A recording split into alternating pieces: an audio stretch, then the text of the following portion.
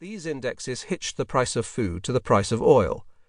In 2008, traders drove up the price of food independently of commodity indexes funds. When the oil price bubble burst in the middle of the year, hot money ditched oil and moved into the one thing that people would need even in the middle of a recession: something to eat. There is considerable debate among economists about whether speculators drive up prices. Economic models insist that there ought not to be any abnormal profit in speculation, but rather that every winning trade has its losing counterpart. For every trader driving a Bugatti, another has lost his shirt, at least in theory. Reality is a little different. For their part, traders admit that they're gaming the system. A major study by the United Nations Conference on Trade and Development suggests that commodities markets aren't working as they ought, and this wouldn't be the first time in the past 2 years that reality has failed to live up to economists' expectations. Another force behind the food price spike was a policy that was sold to the public as being something that could wean us off oil: biofuels. More properly termed agrofuels, bio meaning life-giving is argued to be an inappropriate name for an industry that causes such misery. This is an industry in which crops are grown not in order to eat, but in order to set on fire.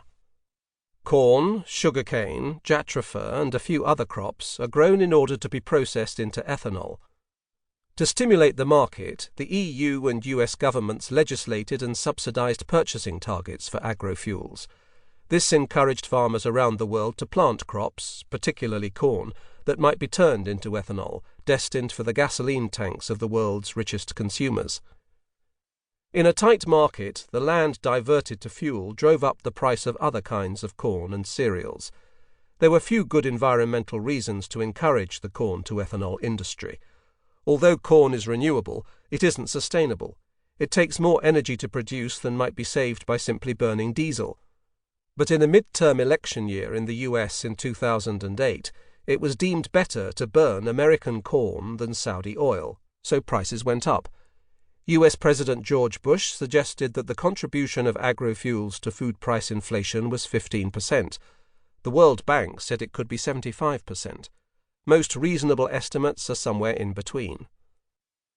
Right now, the planet's 7th billion person has been born, likely somewhere in a city in South Asia. Population growth has been fingered as a reason behind the food price rise. George Bush himself, in perhaps one of the most controversial explanations of the food price crisis, offered this: "The more prosperous the world is, the more opportunity there is. It also, however, increases demand." So, for example, just as an interesting thought for you, there are 350 million people in India who are classified as middle class. That's bigger than America. Their middle class is larger than our entire population. And when you start getting wealth, you start demanding better nutrition and better food. And so demand is high, and that causes the price to go up. The president overestimated the ranks of the Indian middle class somewhat. A McKinsey Global Institute puts the figure at nearer 50 million.